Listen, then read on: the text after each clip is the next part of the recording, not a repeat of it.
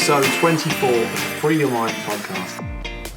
Now today I'm going to start with a bit of a story. It's because I was having a conversation recently about judgment. About, we have good days, we have bad days. We have some days where we think we can take over the world, some days where we feel like we want to get in bed and hide, some days where everything goes right, some days where everything goes wrong, some days where the smallest of things cause us stress. In this particular conversation, I was talking to a tiler, so he lays tiles as far as I'm aware. And you'll be doing all these tiles and one of them will always chip. And then you got to fucking change the tile and now you're going to be here for hours and you'll be staying there longer and, why does this always happen? And it got us into the conversation around, what's good, what's bad, what's, my day's just started off bad because this happened. I spilled my coffee, I was caught in traffic, I chipped the tile, whatever it is, right? And it got us into a deeper conversation around things aren't good or bad until we give them meaning. Like humans, we are meaning machines. What does it mean if I have £1 in my bank or £1 million in my bank? What does it mean if I have a car that's got the engine light management on or doesn't? True story, right? What does it mean if one of my staff calls in sick or, I don't know, or one of them does a really good job? What does it mean if... You can fill in the blanks. What does it mean if I'm stuck in traffic? What does it mean if I'm late? What does it mean if I don't go to the gym today? What does it mean if I keep eating cake? We add meaning to everything. We make things mean things. That means I'm not this, or that means I am this. That means I can't do this, or I ought to do that, whatever. The fact is, right, most things in life are just whatever that means. They just are. The reason I said is because my brain was saying for itself so, which I think is a Zen phrase. Everything just exists for itself for no real reason at all. So if you had a camera watching, say, this Tyler guy, right, what would you would see as a man laying some tiles and then a tile chips and then he changes the tile and then he goes home. But what you wouldn't see is his experience. He chips the tile and then he thinks that, I'm fucking going to be here for hours now. Trust me to do that. Why have I been doing this my whole life and I still can't seem to get this right? Why does it always bloody chip? We've only got this many tiles, which means if I run out, we're not going to get this completed in time. If I don't get it completed in time, then X, Y, and Z. You see the story beyond the truth. You see the story beyond what actually happened. What actually happened is this happened. That's what acceptance is, right? I'm in traffic. Cool. I chipped a tile. Cool. I keep wanting to say chipped a nail. Don't wear a nail polish, but I chipped a nail. Crashed the car. The engine light's on. Got a bad review. Whatever. I'm just making up stuff here. I haven't got a bad review. Don't go leave me one. Leave me a good one, please. Definitely asking for a bad one now. But to get back to my point, I'm now imagining a bad review just for the sake of it. But that's actually really cool. That's what our thoughts do, right? What does it mean if you have a bad review? It means someone doesn't like your podcast.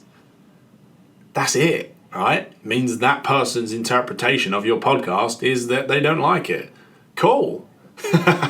Doesn't mean the podcast is shit. Doesn't mean I am shit. Doesn't mean no one likes the podcast. It just means that one person in their experience of life isn't enjoying it. And they felt some reason moved to sharing those words, right? I was even wanting to say that miserable perspective. No, that's my judgment now. They wanted to share these words that try to portray the way they are feeling in that moment based on their observation of what they think they've heard. Nothing to do with anything really other than their own experience. You get the point, I think. So I'm going to attempt to read you a story from my screen and I'll try and do my best. This might be a little bit like CBeebies bedtime hour, if they still do that. It's been a while since my kids have been that young. It might be a bit weird, but go with it. Listen to the story. Try and not think about how weird it is that there's a man on your screen or coming through your speakers reading you a story. It's not that long. So, a farmer and his son had a horse. And the horse helped them earn a living, essentially. I'm assuming it did farming, right?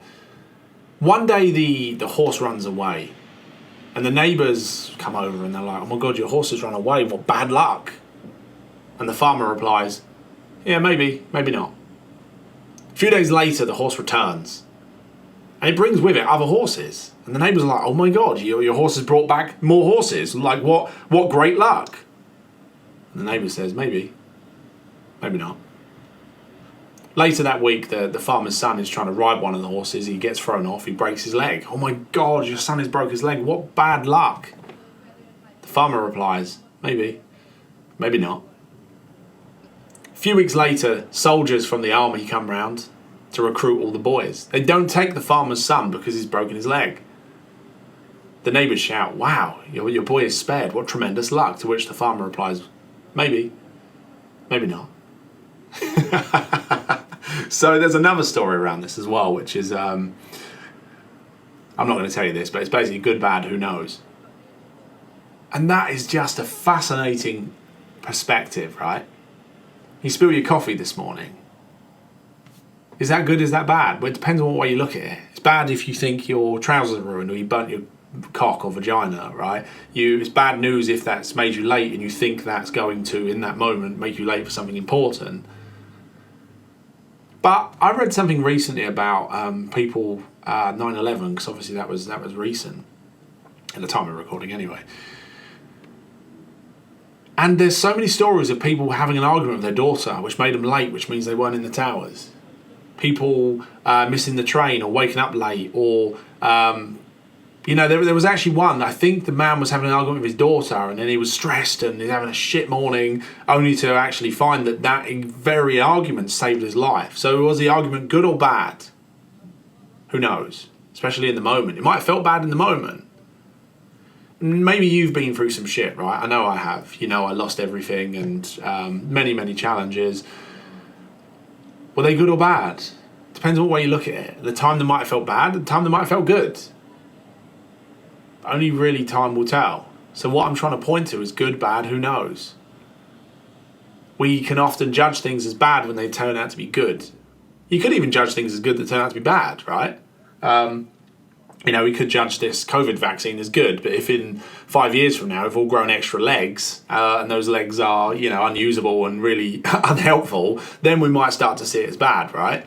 Or if we take this jab and 5 years from now we can fly and maybe that's useful, then we might go, that was good. Who knows? Good, bad, who knows, right? I'm pointing to the fact that we have this like narration. If you're like me, you have like this narrator in your head that's constantly narrating your life, sometimes looking out for everything that's wrong, everything that's shit, everything that people have done or haven't done, like the socks on the floor, or the staff that didn't do this, or the crappy person in traffic that doesn't know how to drive, or the economy, or the weather, or depending on what your narrative is. Mine isn't necessarily any of those, but just for demonstration purposes. But you have these thoughts that are always making something mean something. We can't even look at this background this way. It's mirrored. No, it's not mirrored, actually. I'm just an idiot. This way. Plants behind me, right? We make them mean something. What are they? They're plants. What kind of plants? I think that was an ivy. What's the one next to it? It's aloe vera.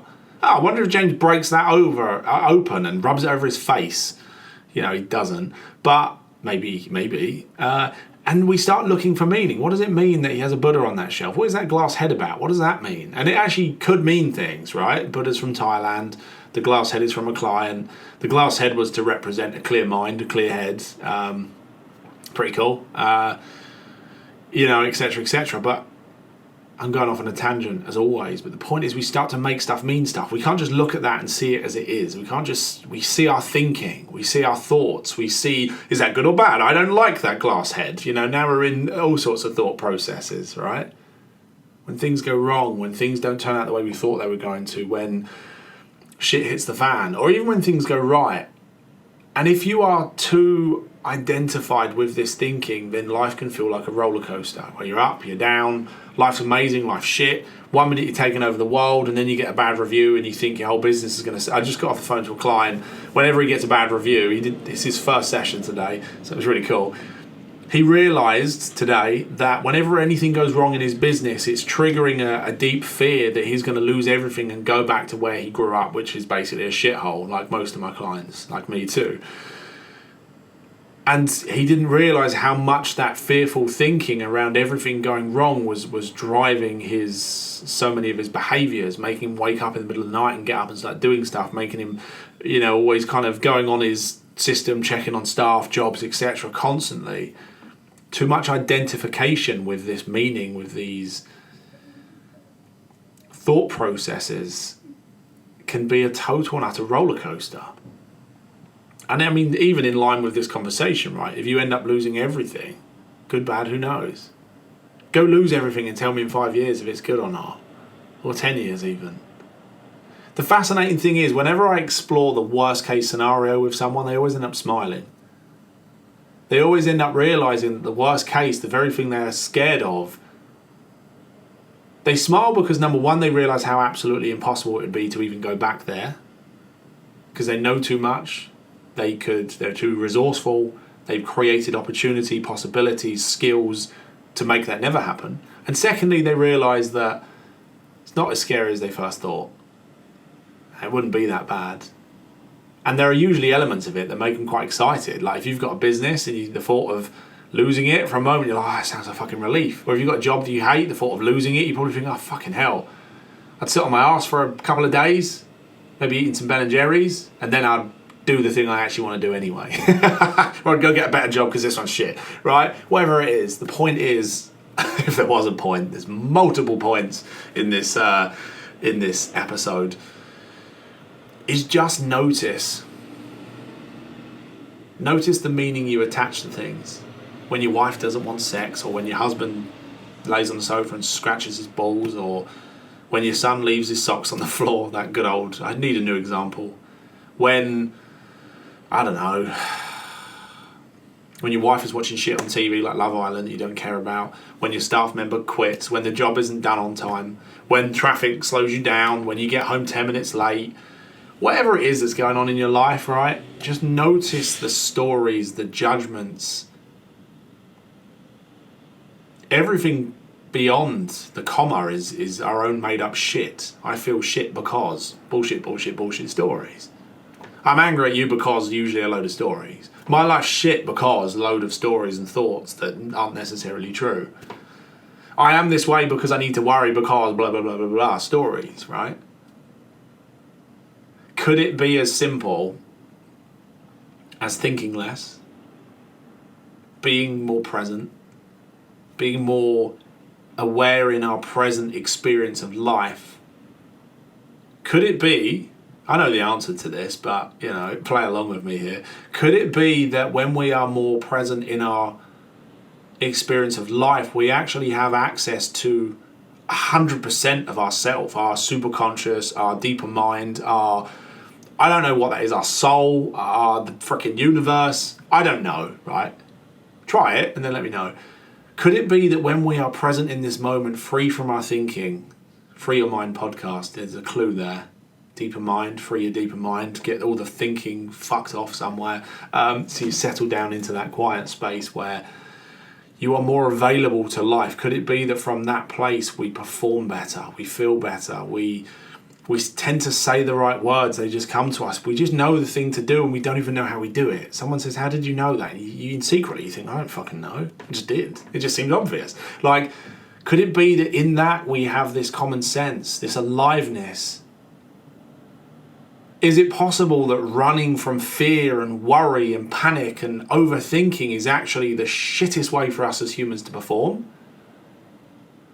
Even though we've been conditioned that way for basically our whole life, work hard and panic and worry, and the media and your parents, everyone's running around flapping like cats in a bath, frantically trying to get somewhere, not realizing that if they just chilled the fuck out, life would be not only more enjoyable, not only would your relationships be better, but you actually access a part of you that is so much more creative, powerful and intelligent than is even comprehensible for most people that are in stress response. You've probably seen it, right? When someone's super stressed out, do they do well? When someone is in that thought story and they're just absolutely just flapping in that panic and worry, do they do well? Do they make good decisions? Or do they make things worse? If you look at sport, when someone's under pressure, but in a bad way, they're struggling psychologically, they've got a shit relationship with the manager, whatever it is, right? Even if they've had some tragedy off pitch, divorce or death, or do they do better or worse? There's probably some clues. Could it be that simple? The answer is yes, by the way. However, getting to that point, not always so simple, which is both useful and unuseful. Useful because that's the whole reason I've got a job. And it's really fun waking people up to this, watching as they become more peaceful, happier, more driven, more alive. That passion comes back, that fire comes back, and yet they have more clarity, peacefulness, better relationships, they communicate better, they understand themselves more, they understand their wives, their staff, their kids more. It's a beautiful journey to take someone on. So I'm not actually going to complain about that because it's a fucking awesome job. It's just a bit of a shame that us as humans are so stupid sometimes, because if we all woke up instantaneously, just watch this podcast and we all become, spiritually enlightened, the world would probably be better. But until that point, I will still be here saying the same stuff over and over again with different words and different stories, hoping that you and anyone that listens might just get some insights. You might hear stuff that I didn't even say. You might have penny drop moments that are what I said or different to what I said, but similar. You might feel different after this and you don't know why. You might feel different during it and you don't know why. You might come away from this and think, this podcast, my life is changing and nothing's changed, but the only thing I've been doing is listening to James. So there might be something in that, in which case keep coming back, share this with your friends and family, leave me a review because it makes me feel good and I can pat my ego on the head and get it in my hand and stroke it for a bit. And that's all I've got to say, really. Anyway, pleasure. Appreciate it was a bit weird at times, as always. I will speak to you soon.